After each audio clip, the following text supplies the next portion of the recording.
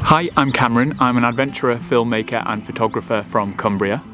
Cumbria is where I mainly grew up, although I moved around a little bit as a kid, and for the past 10 years I've primarily been living in London.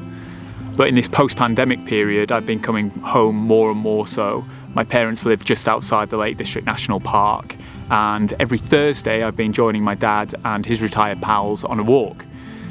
He set up a walking group when he retired, and him and his friends have been going every Thursday without fail for the past 20 odd years or so.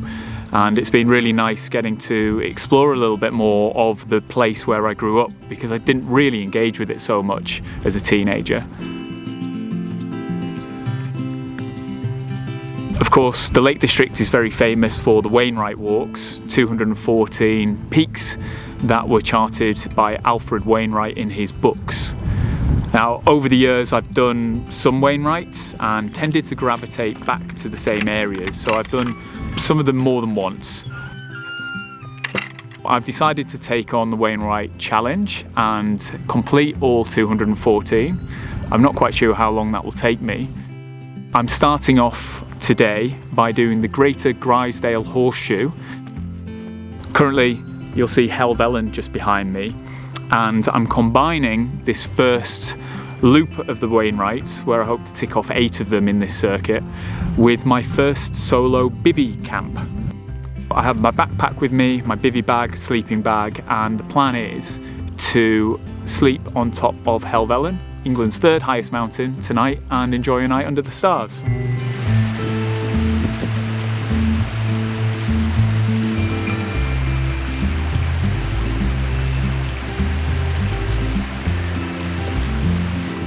I popped down to Waterstones to pick up some copies of the Wainwright books, but they didn't have all the editions in there. Instead, I went to a local second-hand bookshop and found that they had all 7 books of various different editions. So I picked up some old copies, and I'll be using those as my guide and using some of Wainwright's words to inspire me as I go along my way. Maybe you are interested in doing the Wainwrights yourselves, maybe you've done a few already, or maybe you've completed the full set. But I thought I'd bring my camera along and let you guys join me on my adventures as I rediscover the county of my birth.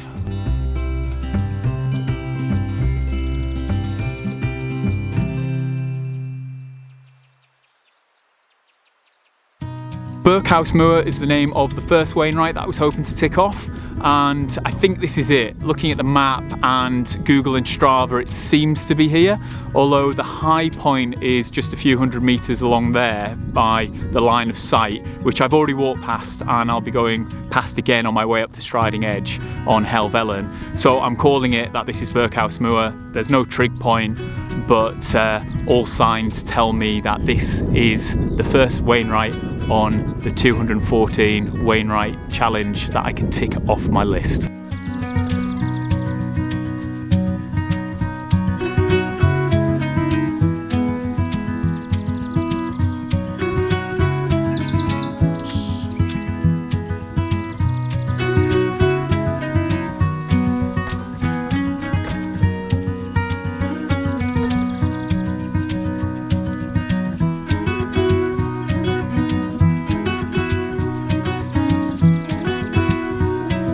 Looking at the weather forecast tonight, it's actually quite mild, so the plan is to pitch up with the bivvy at the summit of Helvellyn. But I did have a contingency plan in mind, and that was if the weather was harsh and did turn, to pitch up just by Red Tarn there, which is quite sheltered.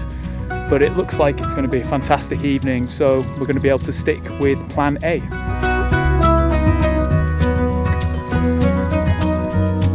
This is Striding Edge, and this is where it starts to get a little bit more gnarly on the ascent up to the top of Helvellyn. So just have to be a bit more mindful of where you put your feet, and just taking time just to make sure that there's no slip-ups.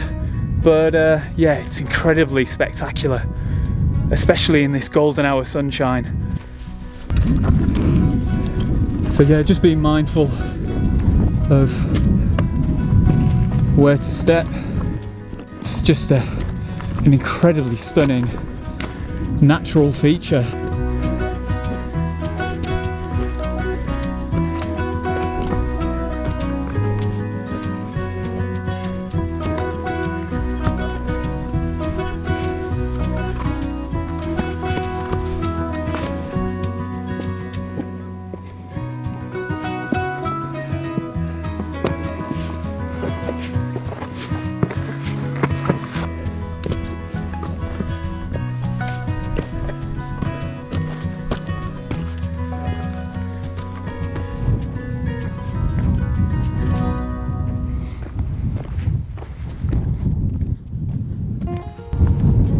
Here we are at the top of Helvellyn. It's about 8:30 in the evening, about 40 minutes till sunset, so made it up here with plenty of time to spare, which is great considering there was a little bit of a detour on the way up and stopping to take photos and video and chatting to some people as well.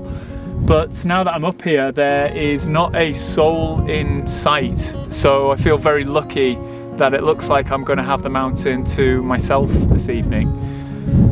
And despite a little bit of wind picking up, it is really quite peaceful.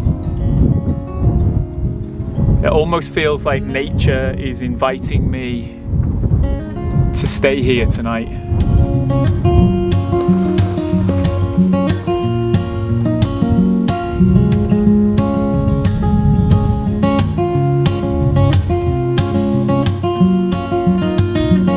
I've come down a little bit lower than the summit to set up my camp for the night.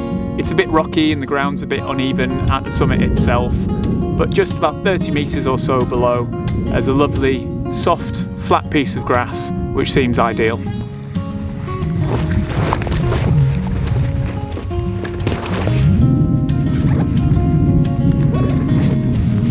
Bivy bag that I decided to go with was the Outdoor Research Helium Bivy. I went for this particular bag because it has a hooped hood with that little bit more headroom and space.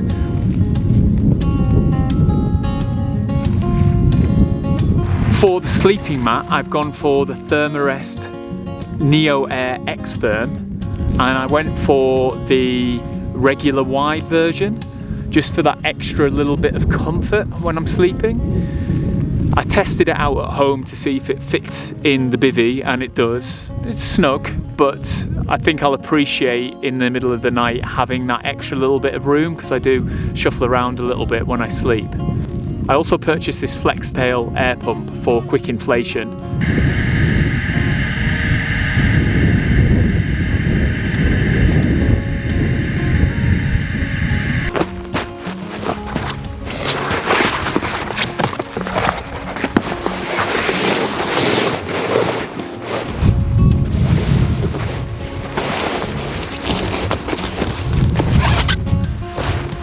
Sleeping bag wise, I've gone for the Rab Neutrino 800, which is good for keeping you warm up to -22 degrees Celsius. I'm hoping it's going to be nowhere near that cold tonight, but I do like to be nice and warm when I sleep, and I do plan to do some more winter adventures, and I don't want to have multiple bags, so I'd rather have something that keeps me that little bit cozier in the springtime, but also nice and warm in the winter as well. I've also got a sleeping bag liner to save from washing the bag. Obviously it's made with down to keep you warm, and I don't really want to get that wet if I can avoid it.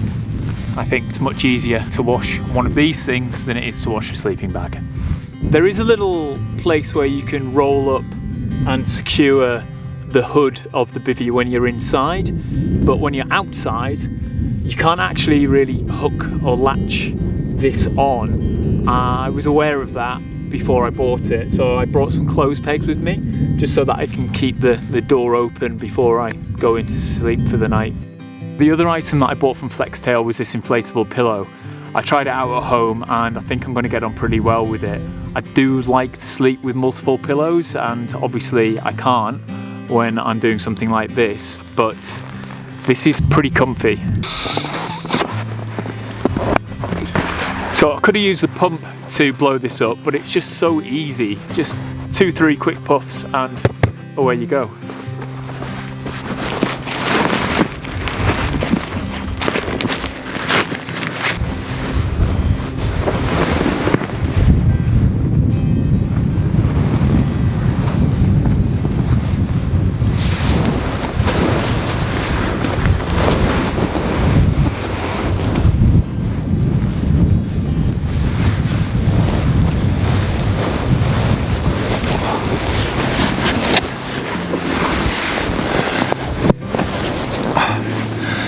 So it's definitely going to be nice and cozy in here. I have popped my bag at the bottom of the bivvy, and there's enough space for my legs, but it is quite tight with the bag in there. I've got a 45 litre backpack, which is quite large, and I have found that I've used most of that space with all the camping equipment, of course, and the camera gear, and my provisions for today and for tomorrow. So, bit tight, and I don't think I'm going to go to sleep just yet, just sort of getting the feel for it to make sure that I'm happy with how everything's set up before I do hit the hay.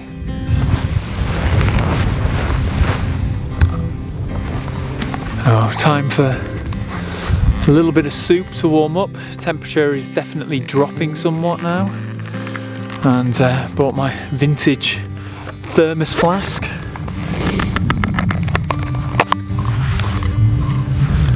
My mum told me recently that this was actually my granddad's, which feels quite nice to have a little bit of something that he had that I can bring with me on these adventures.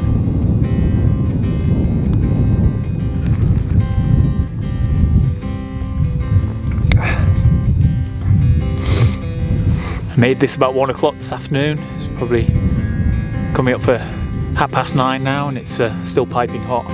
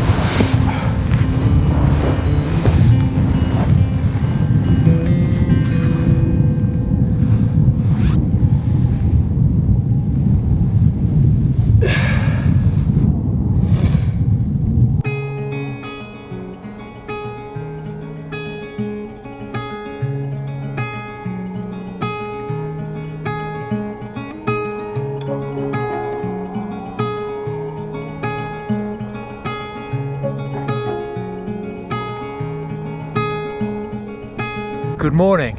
It's just after 5 AM. I'm pleased to report that was an incredible first night in the bivvy bag. Really warm, really comfy. It did take me a long time to get to sleep. I'm not quite sure why, but I kept the net on and didn't use the material to zip all the way up. So that meant that I could look up out at the stars, and the stars were out. It was a little bit cloudy at times, they kept kind of covering up, but there wasn't any wind, there wasn't any noise. It was just absolutely still, calm silence, and I just couldn't really have had any better conditions. I think I got very, very lucky. The weather report stayed completely true to itself. Only thing about the bag that I would say is that lengthwise great, widthwise spot on, height-wise it's tight. I'm filling the bag kind of completely.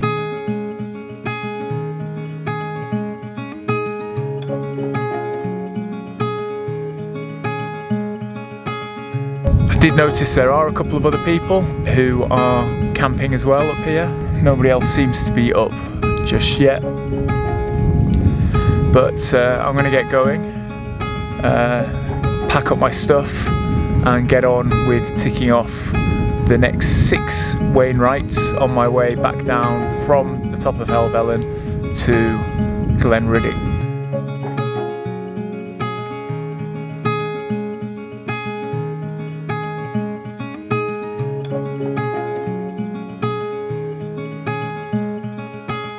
This is the book that I'm using today.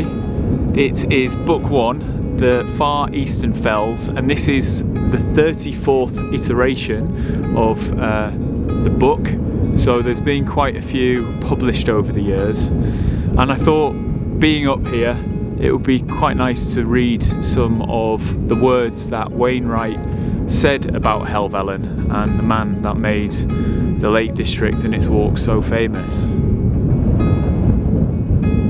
Legend and poetry, a lovely name and a lofty altitude, combine to encompass Helvellyn in an aurora of romance.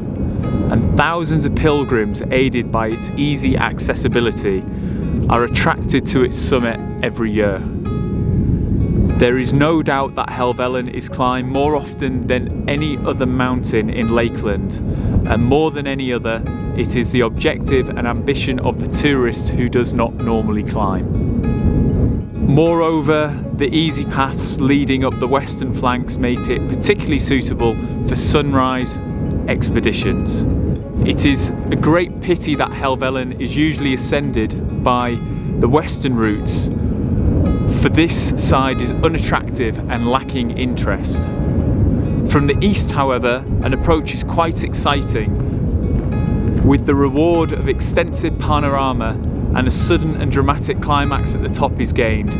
Only to the traveller from this direction does Helvellyn display its true character and reveal its secrets.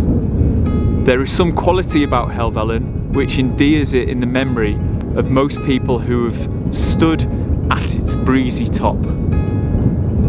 Although it can be a grim place indeed on a wild night, it is, as a rule, a very friendly giant. If it did not inspire affection, would its devotees return to it so often? Quite apt words, reading that out at the top of the mountain at just after sunrise. And it's hard to disagree with any of that. I think this guy knew what he was talking about.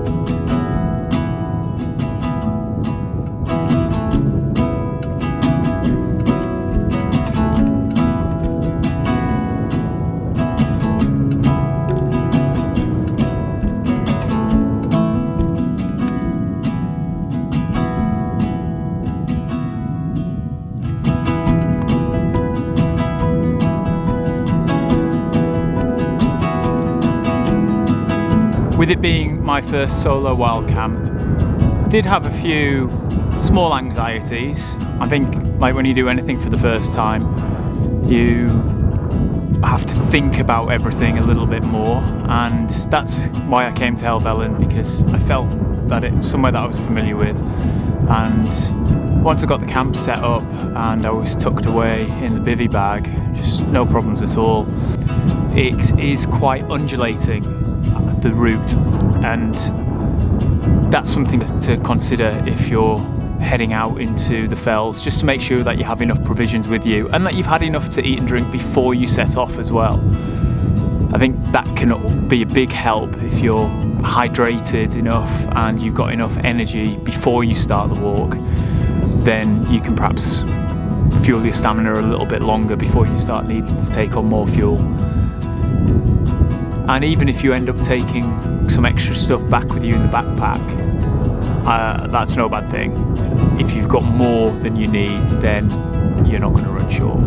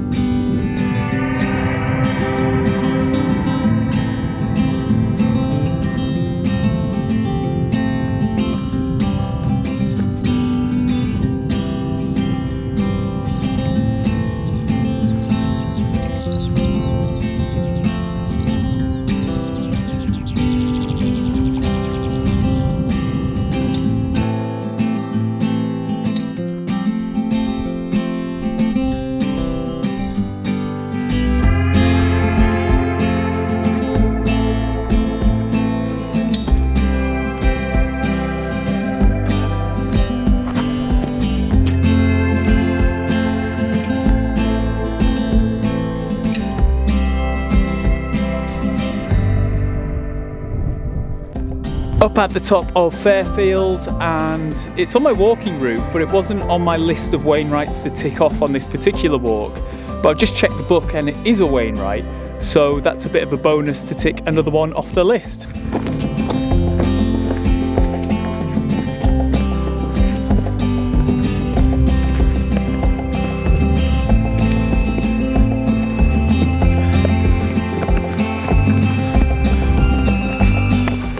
Standing at the top of Copper Pike, and I think this one is my favourite. Grisedale Tarn behind me, incredible views down into the valley floor just down in front here. Wow.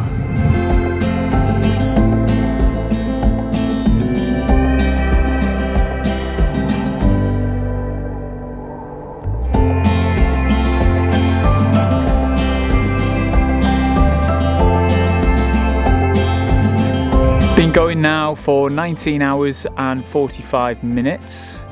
Obviously that included the overnight stay on Helvellyn, so it's not all moving time, but about 20 kilometers in and definitely feeling a little weary.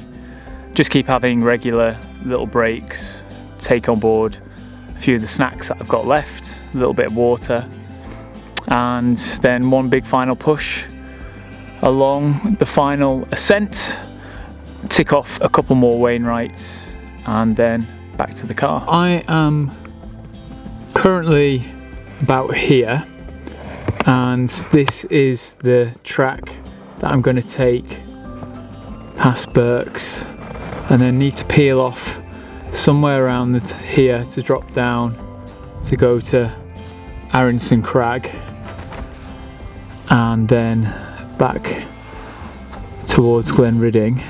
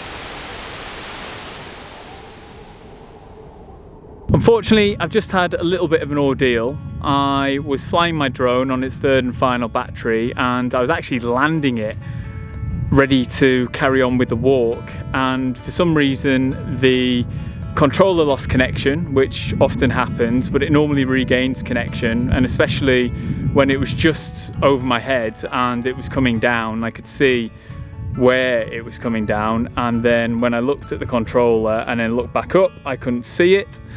So I went to the last set of coordinates that I could find, because the drone being disconnected from the controller, I couldn't use the Find My Drone feature, and it was nowhere near those coordinates, or certainly it was very difficult to spot.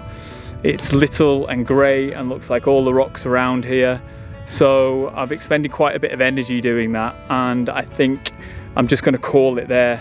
Very frustrating. I'm not worried about the drone, but I captured some incredible footage, but definitely feeling quite fatigued, and I think it's just best to just head back to the car.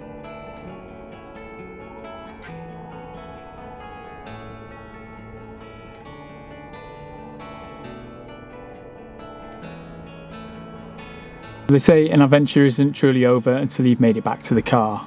Thankfully, I've now made it back to the car after a little bit of a challenging final stretch. So in total, it's 23 hours and 41 minutes since I left the car to start off on the adventure, and that's taken me longer than I thought. I did 1,394 meters of elevation gain and covering a total distance of 27.8 kilometers according to Strava.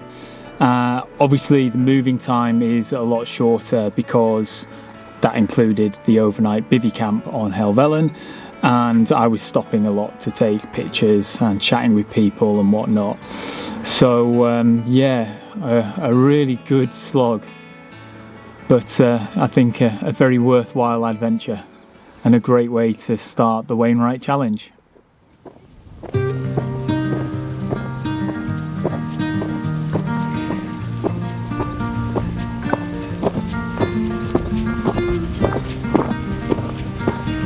I set off on my walk on Sunday late afternoon, camped on Helvellyn on Sunday evening, and then closed the loop on Monday and returned to my vehicle without my drone. Very frustrating.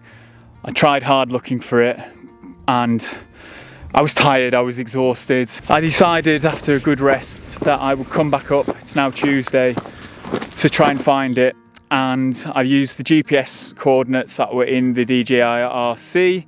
I looked for those yesterday, but perhaps in hindsight, being exhausted, I didn't quite choose the best path to get to that point. I was within 60 yards and I just couldn't see it. But this morning, kind of feeling refreshed and rejuvenated, I've come back up the main path, and sure enough, here she is. Safe and sound, just right off the main track coming down from St Sunday's Crag.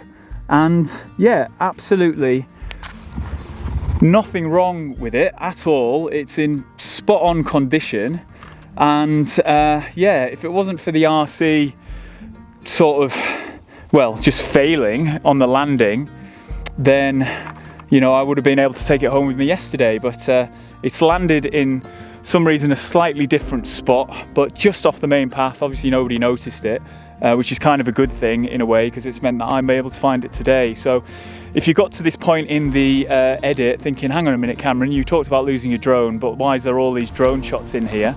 I found her. Excellent.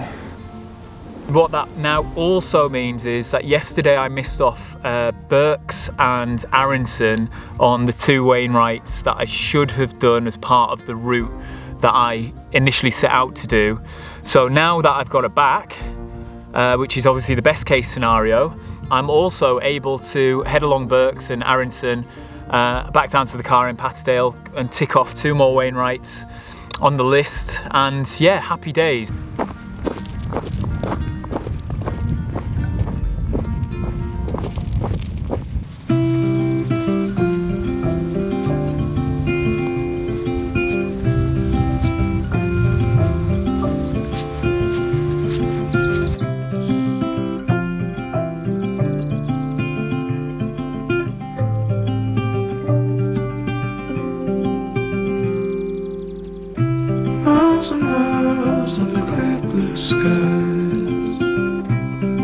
drive straight as an arrow flies.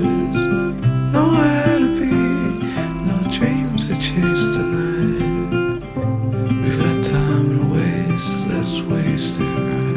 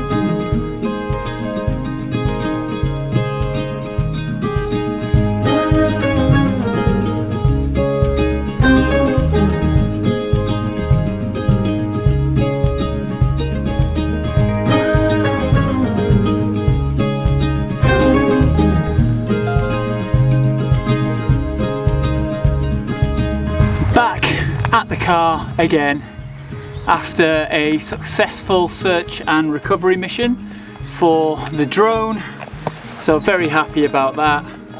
And that was another 4 hours and 15 minutes today, and about 10.25 kilometers. It's an absolutely beautiful day for it. And in hindsight, I think that was the right thing to do yesterday. I was pretty shattered, and adding on those extra Wainwrights would have been, I think, too much. And as much as it was annoying to lose the drone, if I continued to search for it, feeling as exhausted as I was, I think that would have put my own safety at risk. So stuff is just stuff, and whilst it's annoying and frustrating when you lose things or the technology doesn't work, it was most important for me to get home safely, and I just felt like that was kicking in a little bit, like my internal alarm system was get down, get back, and that's what I did. And then obviously refreshed and replenished, and just thinking about it a bit more, thinking it must be there, it must be there. So today I really enjoyed that. That was a really great walk, and with it being a Tuesday outside the school holidays, there was not a soul in sight really. Did bump into a couple of people, and yeah, really enjoyable. A bit more of an adventure for the first one than I perhaps bargained for, but that being said, I still really enjoyed it, and that's 3 days back to back of just being out in this spectacular landscape, and I certainly can't complain about that. 214 Wainwrights, I think I did 9 over the past 3 days, so it's that 205 to go. If this was the experience of the first circuit, then I'm sure there'll be some more ups and downs as I continue to do the subsequent loops. It's 36 in total, I believe, so long way to go, but looking forward to it and just exploring my own backyard a little bit more.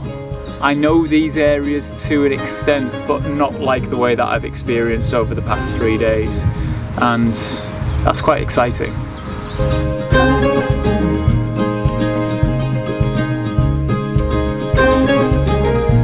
Thanks for being here, thanks for checking out my channel, and hopefully you enjoy joining me along on my Wainwright adventures.